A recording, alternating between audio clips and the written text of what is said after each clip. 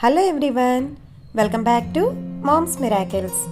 ఈరోజు వీడియోలో చాలా టేస్టీగా యమ్మీగా ఉండే రెసిపీని చూసేద్దాం. చూస్తుంటేనే నోట్లో నీళ్లు ఊరుతున్నాయి కదండి. అదేంటనుకుంటున్నారా? టేస్టీగా ఉండే ఎగ్ మంచూరియా. మరి ఆలస్యం చేయకుండా ప్రొసీజర్ ఏంటో చూసేద్దామా? ఈ ఎగ్ మంచూరియాని ప్రిపేర్ చేసుకోవడం కోసం ఇక్కడ నేను 3 ఎగ్స్ని ఒక బౌల్లో తీసుకున్నానండి. దీంతోపాటు ఒక హాఫ్ టీ స్పూన్ వరకు మిరియాల పొడిని, ఒక హాఫ్ టీ స్పూన్ కొద్దిగా ఉప్పుని కూడా యాడ్ చేసుకుని విస్కర్తో కానీ లేదా ఫోర్క్తో కానీ ఈ ఎగ్స్ని బాగా బీట్ చేసుకోవాలి.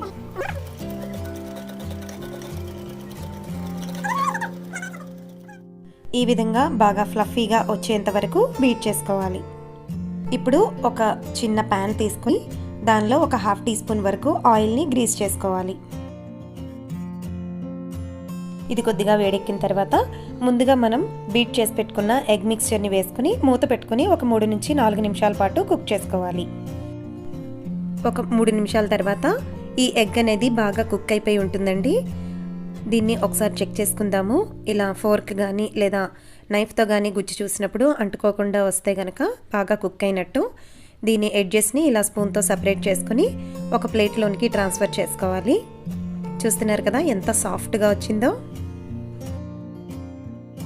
దీనిని కొద్దిగా చల్లారనిచ్చాక ఈ విధంగా క్యూబ్స్ లాగా చిన్న క్యూబ్స్ లాగా కట్ చేసుకోవాలి.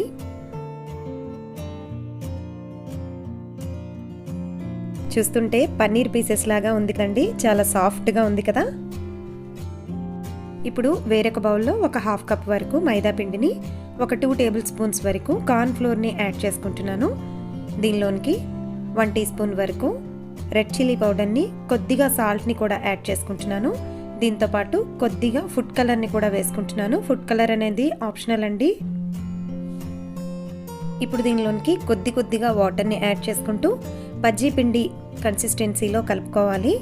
మరి ఎక్కువగా పల్చగా కాకుండా మరి థిక్గా కాకుండా ఇక్కడ చూపిస్తున్న విధంగా కొద్దిగా వాటర్ని యాడ్ చేసుకుంటూ కలుపుకోవాలి.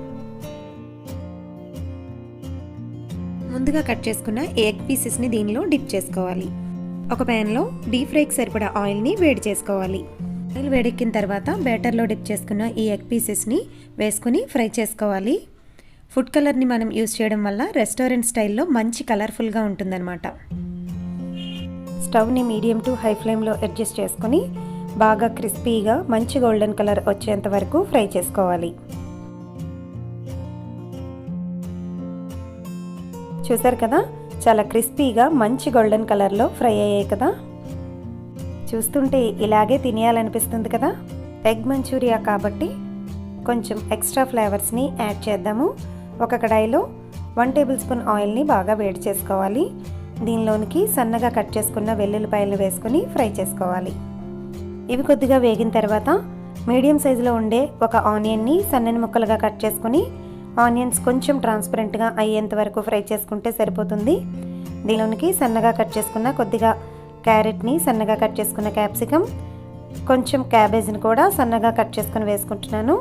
వీటిని స్టవ్ని హై ఫ్లేమ్లో పెట్టుకొని ఒక 2 నుంచి 3 నిమిషాల పాటు ఫ్రై చేసుకోవాలి. వీటిలోనికి కొద్దిగా సాల్ట్ని వేసుకోవాలి.